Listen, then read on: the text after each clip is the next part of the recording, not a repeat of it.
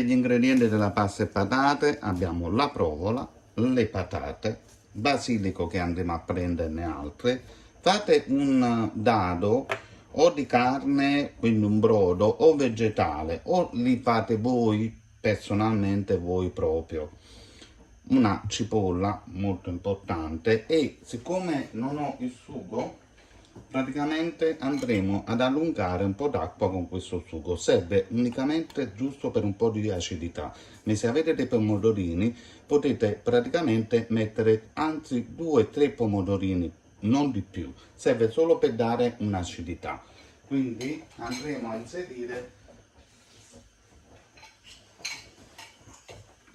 inserire giusto un poco d'acqua per recuperare questa parte di pomodoro. Servirà solo ed esclusivamente questo. Allora ragazzi, nel frattempo abbiamo messo dell'acqua calda dove andremo a sciogliere il nostro dato vegetale in questo caso, però comunque vi consiglierei di prendere di pollo, di manzo, quello che volete, o lo fate voi.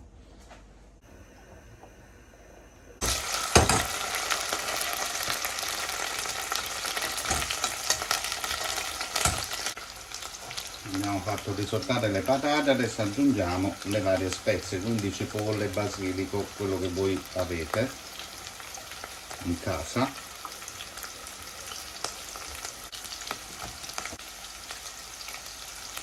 Un po' di timo e giriamo.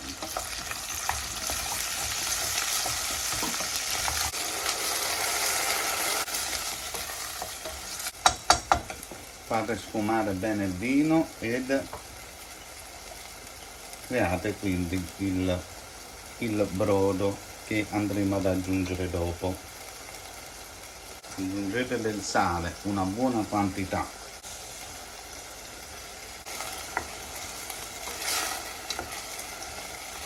Allora potete aggiungere un po' di materia grassa, quindi andiamo ad aggiungere un po' di prosciutto cotto.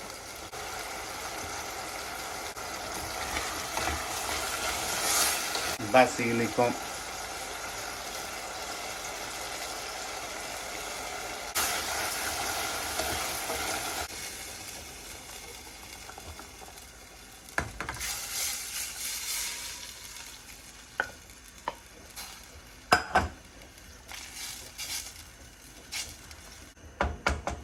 adesso lasciate cuocere per 10-15 minuti, dopodiché aggiungete la pasta, un po' di salsina di pomodoro, come vi ho spiegato, per l'acidità. Allora, a questo punto ragazzi inseriamo la pasta.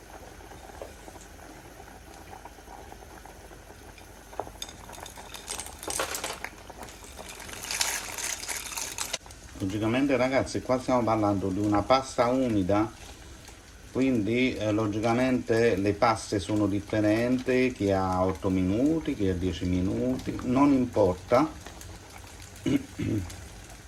non importa la cottura proprio della pasta, perché è una pasta umida, quindi non c'è bisogno di farla né al dente,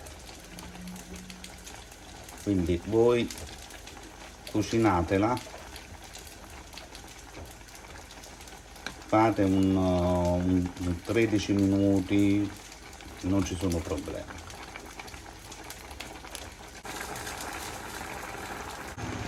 Allora, prima di aggiungere altra acqua, ricordatevi che l'acqua deve essere sempre già calda, quindi se avete uno scaldino potete riscaldare l'acqua e man mano aggiungete. Non mischiate sempre, perché altrimenti esce troppo di amido della pasta, già esiste l'amido della patata, quindi non mischiate sempre, aggiungete sempre un po' d'acqua sopra. Quindi preparate per l'acqua calda una marea di parmigiano, ma un mare ragazzi, una marea di provola,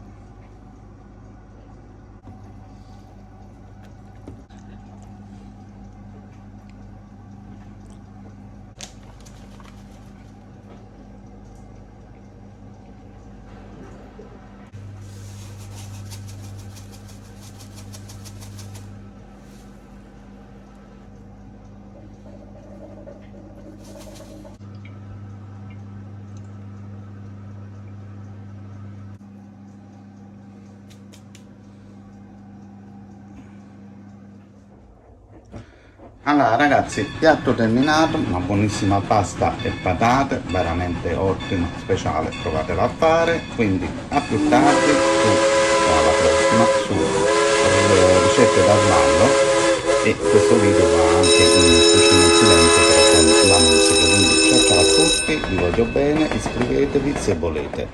Ciao ciao a tutti.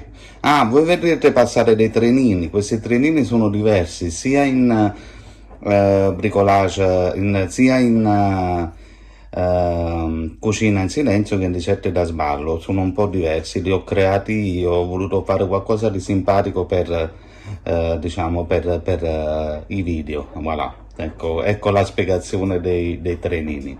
Normalmente appare nei video sempre clicca qua, clicca là, e ho voluto fare questa cosa simpatica, quindi ciao ciao a tutti, alla prossima.